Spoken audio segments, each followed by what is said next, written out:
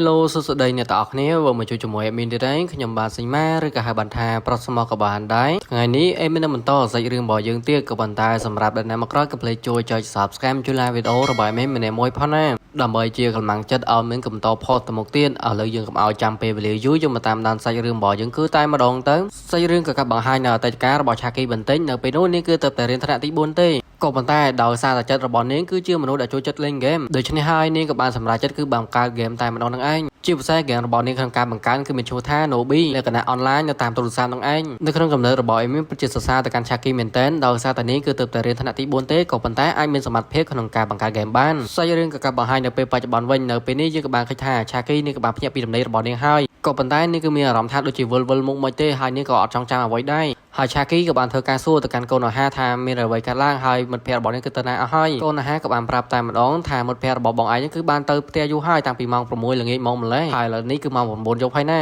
អំឡុងពេលនឹងដែរឆាគីនាងក៏បាននឹកឃើញពីទស្សនវិជ្ជានៅពេលនេះក៏បានឃើញទៅកាន់អាម៉ាណូនឹងឯងដែលជាពេលវេលាមួយដែលនាងក៏បានឃើញហ្គេមរបស់អាម៉ាណូក៏កំពុងតែលេងហើយនៅត្រង់កន្លែងនេះគឺបានបង្ហាញឲ្យថាឆាគីគឺជាអ្នកបង្កើតហ្គេមរបស់អាម៉ាណូកំពុងតែលេងជាពិសេសមិត្តភ័ក្តិនៅក្នុងហ្គេមរបស់អាម៉ាណូក៏ជាឆាគីដែរចំពោះឆាគីបន្ទាប់ពីនឹកឃើញរឿងរ៉ាវទាំងអស់នឹងហើយនាងក៏ចាប់ផ្ដើមធ្វើការសួរសំណួរទៅកាន់ប្អូនស្រីរបស់ខ្លួនគឺចម្លើយតែម្ដងសួរទៅកាន់កូនអាហាថាតើតាមអ្វីដែលនាងក៏បានគិតហ្នឹងអត្តចរិតរបស់អាម៉ាណូមិនដែរល្អឬក៏អាក្រក់អីចឹងទៅកូនអាហានាងក៏បាននិយាយតែម្ដងថានាងគឺមិនប្រកាសផងដែរហ្នឹងបើតាមអ្វីនៅខាងក្រៅមើលទៅពិតជាល្អប៉ុន្តែនៅខាងក្នុងនាងគឺមិនប្រកាសនោះទេហើយការឆ្លើយបែបនេះហើយក៏ស្រាប់តែស៊ីមួយដែររបស់ឆាគីតែម្ដងដោយឆាគីក៏បានប្រាប់ទៅកាន់ប្អូនស្រីរបស់ខ្លួនថាកុំឲ្យនិយាយអ្វីមិនល្អទៅកាន់អាម៉ាណូអីរីឯកូនអាហានៅវិញនៅពេលដែលស៊ីមួយដែរហើយនាងក៏បាននិយាយថាអាម៉ាណូគឺជាមនុស្សល្អអញ្ចឹងទៅពីព្រោះថាឥឡូវនេះនាងគឺមានអារម្មណ៍ថាប្លែកមិនទេបងស្រីរបស់ខ្លួនចំណែកឆាគីសុកនាងក៏ស្រាប់តែមុខឡើងក្រហមជាពិសេសនាងក៏បានដួលតែម្ដងនឹងឯងធ្វើឲ្យកូនអាហារនៅពេលនោះនាងគឺកាន់តែឆ្ងល់ហើយថាហេតុអីបានជាបងស្រីរបស់ខ្លួនឯងគឺទៅជាបែបហ្នឹងសាច់រឿងក៏កាត់ដល់ថ្ងៃបន្ទាប់យើងក៏បានឃើញថាឆាគីនាងក៏បាននៅក្នុងម៉ូតូរបស់នាងគឺពេញមួយថ្ងៃតែម្ដងហើយឥឡូវនេះនាងពិតជាធុញទ្រាន់មែនទែនដោយសារតែមួយថ្ងៃនាងគឺនៅតែក្នុងបន្ទប់តែប៉ុណ្ណោះណាមួយសាលារៀនរបស់នាងកំពុងតែរៀននេះគឺត្រូវបានវាយកងទៀត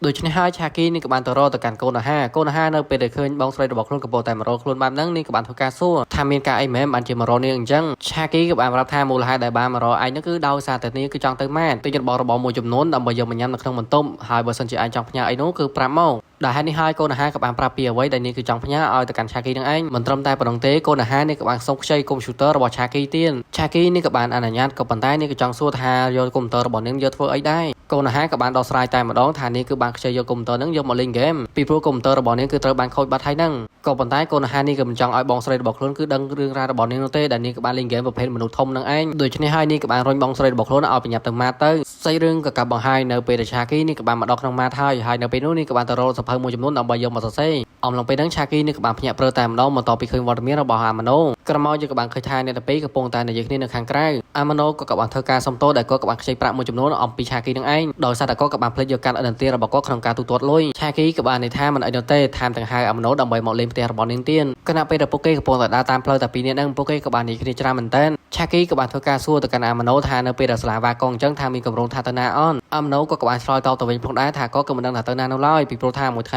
ហ្នឹងគាត់នៅតែក្នុងបន្ទប់ក្នុងការលេងហ្គេមហ្នឹងជាពិសេសគាត់ក៏អត់មានពេលវេលាគ្រប់គ្រាន់ដើម្បីដេតជាមួយនឹងខារ៉េនោះឡើយគ្រាន់តែលឿនចាំភ្លាមធ្វើឲ្យអារម្មណ៍របស់ឆាគីនៅពេលនោះគឺចាប់ផ្ដើមមានអារម្មណ៍មួយគឺចាប់ផ្ដើមប្រច័ណ្ឌនឹងឯងឬក៏ជាចំណែនដែលនេះគឺហាក់បីដូចជាជនទី3អញ្ចឹងមិនយូរប្រហែលអាម៉ាណូក៏បានមកដល់ផ្ទះរបស់ឆាគីហើយគ្រាន់តែមកដល់ភ្លាមនឹងឆាគីនាងក៏បានកលេចឃើញការអ្វីមួយនៅលើតុរបស់នាងដូច្នេះហើយនាងក៏បានយកលាក់ទុកតែម្ដងដែលនាងហាក់បីដូចជាកំពុងតែលាក់បាំងទៅកាន់អាម៉ាណូអញ្ចឹងក៏ប៉ុន្តែយើងមិនទាន់ដឹងនោះទេថាការរបស់ឆាគីដែលនាងកំពុងតែលាក់គឺជាអ្វីឆាគីក៏បានប្រាប់ទៅកាន់អាម៉ាណូឲ្យអង្គុយនៅកន្លែងសាឡុងដើម្បីមើលទូរទស្សន៍សិនទៅក្នុងពេលដឹងដែរអាម៉ាណូក៏បានកលេចឃើញកន្លែងស្នួរកៅអៅធ្វើឲ្យគាត់គឺមានការភ្ញាក់ផ្អើលជាខ្លាំងដោយសារតែខោក្នុងហើយនិងខោខ្លីអីហ្នឹងគឺសុទ្ធតែនៅទីនោះទាំងអស់ដូច្នេះហើយឆាគីក៏បានប្រាប់ទៅកាន់អាម៉ាណូថាកុំឲ្យមើលអីរួចមកទៀតឆាគីក៏បានប្រាប់ទៅកាន់អាម៉ាណូថាឲ្យអង្គុយនៅកន្លែងនោះឲ្យស្ងៀមទៅនេះគឺយកទូរស័ព្ទរបស់នាងក្នុងការបញ្ចូលទូរស័ព្ទមួយផ្លែននៅពេលដែលឆាគីនាងក៏បានយកទូរស័ព្ទរបស់នាងក្នុងការដោតឌុយឲ្យនោះនាងក៏បានចាប់អារម្មណ៍ទៅលើសាររបស់តាសកលជាច្រើនកំពុងតែផ្ញើសារមកកាន់នាងដូច្នេះហើយនាងក៏ចាប់ផ្ដើមអោសមើលតែម្ដងនឹងឯងចំពោះអាម៉ាណូនៅពេលគាត់ក៏បានរងចាំយូរពេកហ្នឹងគាត់ក៏បានមកមើលទៅកាន់ឆាគីតែម្ដងឆាគីអំឡុងពេលហ្នឹងនាងក៏ចាប់ផ្ដើមធ្វើសកម្មភាពរបស់នាងក្នុងការបើកកុំព្យូទ័រឡើងលឿនប៉ុន្តែអំឡុងពេលហ្នឹងបែរជាទូរស័ព្ទរបស់នាងក៏បានធ្លាក់ទៅកន្លែងក្រោមជើងរបស់អាម៉ាណូទៅវិញហើយនាងគឺចង់ស្ទុះបន្តទៀតដែរប៉ុន្តែនៅពេលនោះនាងគឺត្រូវបានដួលបាត់ទៅហើយដូច្នេះហើយនាងក៏បានប្រាប់ទៅកាន់អាម៉ាណូថាកុំឲ្យយកមើលអីមូលហេតុដែលឆាគីនាងក៏បានធ្វើបែបហ្នឹងដោយសារតែនាងគឺមិនចង់ឲ្យអាម៉ាណូគាត់ក៏ដឹងរឿងរ៉ាវរបស់នាងនោះទេ ก็ប៉ុន្តែនៅពេលនេះក៏មិនអាចលាក់បាំងបាននោះទេដោយសារតែអាម្នូក៏បានដឹកបាត់ហើយហ្នឹងដែលក៏បានសន្លឹងមើលទៅកាន់កុំព្យូទ័ររបស់នាងជាពិសេសគឺជាហ្គេមរបស់ Shaki ក្នុងការលេងរាល់ថ្ងៃហើយមានឈ្មោះរបស់មិត្តភ័ក្តិរបស់គាត់នៅក្នុងហ្នឹងទៀតដោយសារតែអាម្នូក៏បានចាប់បានបែបហ្នឹងសម្រាប់តែ Shaki នេះគឺបង្រងសារភាពហើយថានេះគឺជាអ្នកបង្កើតហ្គេមមួយហ្នឹងហើយក៏ជាមិត្តភ័ក្តិនៅក្នុងហ្គេមរបស់អាម្នូផងដែរប៉ុន្តែមិនទាន់បានប្រមាណផងក៏ស្រាប់តែត្រូវបានបង្អាក់បាត់ទៅហើយដោយសារតែកូនអាហារនេះក៏បានភ្ញាក់ពីដំណេកនៅក្នុងម៉ូតូរបស់ Shaki កូនអាហារនៅពេលនេះក៏បានភ្ញាក់ពីដំណេកហើយនោះធ្វើឲ្យនេះគឺពិតជាភ្ញាក់បានមែនតើដោយសារតែឃើញវត្តមានរបស់អាម្នូនឹងឯងដល់ពេលទៅ Shaki នេះក៏ចាប់ផ្ដើមបបាអារម្មណ៍របស់អាម្នូហើយក៏បាននិយាយប្រាប់ទៅកាន់អាម្នូថាកូនអាហារនឹងហើយគឺជាអ្នកបង្កើតហ្គេម Nobi ហើយក៏ជាមិត្តភ័ក្តិនៅក្នុងហ្គេមរបស់លោកផងដែរសាច់រឿងក៏កាប់បង្ហាញនៅពេលដែលអាម្នូក៏បានមកជួយជាមួយនឹងតាសកលហើយក៏បានប្រាប់ពីរឿងរ៉ាវទាំងប្រមាណហ្នឹងឲ្យទៅកាន់តាសកលបានដឹងតាសកលក៏បានសួរទៅកាន់អាម្នូផងដែរថាបន្ទាប់ពីដឹងហើយតើមានហេតុការណ៍អីបន្តទៀតអាម្នូក៏មិនលាក់បាំងដែរដែលក៏បានប្រាប់តែម្ដងថាបន្ទាប់ពីគាត់ក៏បានដឹងចម្លើយហើយនោះក៏ស្រាប់តែ Shaki ក៏បានប្រាប់ទៅកាន់គាត់ហ្នឹងឲ្យអង្គុយនៅកន្លែងសាឡុងគឺជាប់រហូតតែម្ដងក៏មិនឲ្យទៅណានោះទេរយៈពេល10នាទីក្រោយមកក៏ស្រាប់តែ Shaki នេះក៏បានណែនាំពីប្អូនស្រីរបស់ខ្លួនថាជាកូនអាហារអញ្ចឹងទៅនឹងរាយរាប់អំពីការបង្កើតហ្គេមឬក៏ជាអ្វីដែលមិត្តភ័ក្តិនៅក្នុងហ្គេមរបស់គាត់អញ្ចឹងទៅប៉ុន្តែអំឡុងពេលដែលគាត់កំពុងតែស្ថិតនៅក្នុងស្ថានភាពហ្នឹងគាត់ក៏បានគិតថាដូចជាគាត់កំពុងតែនិយាយគ្នាជាមួយនឹង AI តនសម័យអញ្ចឹងបន្ទាប់ពីអាម្នូក៏បាននិយាយរឿងរ៉ាវព្រឹត្តិការណ៍បន្ទាប់ពីគាត់គឺដឹងចម្លើយចប់ហើយនោះគាត់គឺមានអារម្មណ៍ថា Shaki កំពុងតែលាក់បាំងមកកាន់គាត់និងក៏ហប់មកកាន់គាត់ដែលគាត់គឺមិនចង់ជឿនោះទេថាកូនអាហារគឺជាអ្នកបង្កើតហ្គេមហើយក៏ជាមិត្តភ័ក្តិនៅក្នុងហ្គេមរបស់គាត់រីឯតាសកលនៅពេលនោះគាត់ក៏បានដឹងចម្លើយបាត់ទៅហើយប៉ុន្តែក៏បានប្រាប់ទៅកាន់អាម្នូនោះទេពីព្រោះថាបើសិនជាគាត់ក៏បានប្រាប់ការពិតនោះច្បាស់ណាស់គឺមានរឿងអ្វីហ្នឹងគឺវាមិនអាចទទួលយកបានដោយសារតែពេលបច្ចុប្បន្នហ្នឹងអាម្នូក៏មានមិត្តស្រីបាត់ទៅហើយដែលជា Karen អញ្ចឹងហើយនៅក្នុងកំណើតរបស់គាត់ក៏មិនចង់ឲ្យអាម្នូគាត់ក៏បានបែកគ្នាជាមួយ Karen នោះទេហើយក៏បានទៅយកជាមួយនឹង Shaki នោះឡើយបន្ទាប់ពីគាត់ក៏បានគិតបែបហ្នឹងហើយគាត់ក៏បានសុំអាម្នូដើម្បីត្រឡប់ទៅមុនដោយសារតែគាត់ក៏មានការងារ part time ហ្នឹងឯងចំពោះអាម្នូនៅពេលនោះគាត់ក៏បានទៅហាងហ្គេមដើម្បីទៅទិញ D game មួយចំនួន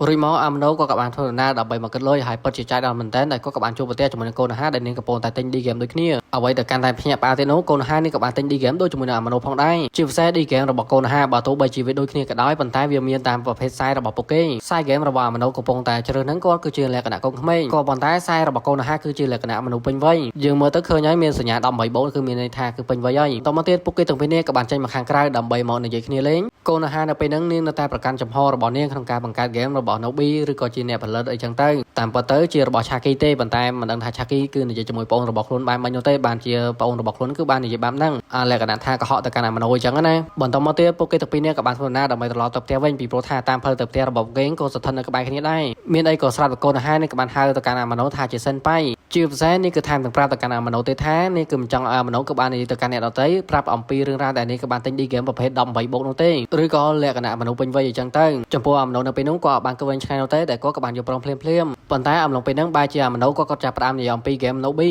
ធ្វើឲ្យកូនអាហារនៅពេលនោះនេះពិតជាធុញទ្រាន់ទៅកាន់អាម្នូមែនតើដោយសារតែគាត់គឺនិយាយច្រើនពេកដូច្នេះហើយនេះក៏បានវាយទៅកាន់អាម្នូគឺមិនដៃយកតែម្ដងនឹងឯងកាប់បង្ហាញមកកន្លែង Shaki នៅវិញនៅពេលនេះនាងកំពុងតែអង្គុយចុចទូរស័ព្ទរបស់នាងហើយអង្គុយតែម្នាក់ឯងតែប៉ុណ្ណោះគណៈពេលនាងកំពុងតែនៅស្ងប់ស្ងាត់នោះនាងក៏បានភ្ញាក់ព្រឺតែម្ដងបន្ទាប់ពីឃើញវត្តមានរបស់អាម្នូហើយនិងកូនអាហារដូច្នេះហើយ Shaki ក៏បានធ្វើការសួរទៅកាន់ពួកគេទាំងពីរនាក់តែម្ដងថាទៅមកពីណាអញ្ចឹងទៅអាម្នូបង្រងប្រាប់ការពិតហើយក៏ប៉ុន្តែត្រូវបានកូនអាហារក៏បានហាមឃាត់ដូច្នេះហើយអាម្នូក៏បានបបាអារម្មណ៍ថាគាត់គឺទៅតែមកពីផ្សារអញ្ចឹងទៅ Shaki ក៏បានកត់សម្គាល់ទៅកាន់ពួកគេទាំងពីរនាក់ថាមានអារម្មណ៍ថាស្និទ្ធស្នាលជាមួយគ្នាហើយនាងក៏បានធ្វើការសួរទៅកាន់ពួកគេទាំងពីរនាក់ថាធ្លាប់ស្គាល់គ្នាពីមុនមកមែនទេបានជាស្និទ្ធស្នាលគ្នាបែបហ្នឹងកូនអាហារនេះក៏បានប្រាប់ថាពួកគេបានស្គាល់គ្នាពីមុនមកទេប៉ុន្តែពួកគេក៏បាននិយាយគ្នាអំបីមិញនេះហើយទង្វើរបស់កូនអាហារនៅពេលនោះគឺធ្វើឲ្យអាម្នូក៏កំពុងតែឆ្ងល់តែម្ដងថានេះកំពុងតែនិយាយអំពីអ្វីដែលគាត់គឺមិនយល់នោះទេប៉ុន្តែទង្វើរបស់ពួកគេទាំងពីរនាក់ដែលកំពុងតែលាក់បាំងទៅកាន់ Shaki នឹង Shaki គឺអាចមើលធ្លុះដូច្នេះហើយ Shaki នឹងក៏ស្រាប់តែស្ដីឲ្យទៅកាន់អាម្នូថាបានទិញ D game ប្រភេទ18បូកក៏ប៉ុន្តែត្រូវបានបង្អាក់ដោយសារតែមាននរណាម្នាក់ក៏បានខំមកកាន់ Shaki ដូច្នេះហើយ Shaki នឹងក៏បានទៅនិយាយទូរស័ព្ទទៅចំពោះអាម្នូនៅពេលនោះក៏បាននិយាយប្រាប់ទៅកាន់កូនអាហារថាជួបគ្នាលើក្រោយទៀតដោយសារតែគាត់គឺមានការរវល់ហើយឥឡូវនេះក៏ដល់ពេលវេលាដែលគាត់គឺត្រូវតែទៅមុនហើយកូនអាហារនៅពេលហ្នឹងនេះគឺដូចជាមានរឿងអ្វីមួយដែលចង់និយាយជាមួយអាម្នូប៉ុន្តែនាងអត់ហ៊ាននោះទេដល់ពេលទៅអាម្នូក៏បានធ្វើដំណើរដើម្បីត្រឡប់ទៅផ្ទះប៉ុន្តែនៅពេលនោះពួកគេទាំងពីរនាក់គឺមានការភ្ញាក់ផ្អើលជាខ្លាំងបន្ទាប់ពី Shaki នេះក៏បាននិយាយទូរស័ព្ទលឺហាក់បីដូចជាមានរឿងអ្វីដែលភ្ញាក់ផ្អើលអញ្ចឹងដូច្នេះហើយពួកគេទាំងពីរនាក់ក៏បានទៅសួរទៅកាន់ Shaki តែម្ដងថាមានរឿងអី Shaki ក៏បានប្រាប់ថាអំបញ្ញមិញនេះក៏បាននិយាយទូរស័ព្ទជាមួយនឹងតាសកលហើយគាត់ក៏បាននិយាយថាគាត់នឹងជ្រើសរើសយកនាងប៉ុន្តែនិយាយបានតែប៉ុណ្្នឹងគឺត្រូវបានបិណ្ឌកម្មមកកន្លែងតាសកលគណៈពេលដែលគាត់កំពុងតែយកអីវ៉ាន់ឲ្យភ្ញៀវនឹងគាត់ក៏ស្រាប់តែกระดาษតែម្ដងពីព្រោះថាមានអ្នកនិយាយដើមគាត់មូលហេតុដែលគាត់ក៏បាននិយាយទូរស័ព្ទជាមួយ Shaki ដាច់ហ្នឹងដោយសារតែគាត់កំពុងតែចូលរបបជាមួយភ្ញៀវរបស់គាត់ហ្នឹងឯងក៏ប៉ុន្តែបើជា Shaki នេះក៏បានគិតអីផ្សេងអញ្ចឹងណាអូខេអ្នកគ្នាសាច់រឿងរបស់យើងភាគទី9ក៏ការឆ្លះត្រនឹងឯងហើយបើចង់ដឹងថាពីក្រៅទៀតទៅជាយ៉ាងណាក៏ពេកតាមដានជាមួយមីនដល់គ្នាណាជាចុងក្រោយមានតែពីជនពរទៅកាន់អ្នកគ្នាតែប៉ុណ្ណោះឲ្យសំណាងល្អនៅក្នុងឆាកជីវិតការធ្វើដំណើរទៅណាមកណាប្រកបដោយសុវត្ថិភាពជានិច្ចឥឡូវមានតែប៉ុណ្្នឹងទេបាយបាយជួបគ្នាភ្លាមតបាយបាយ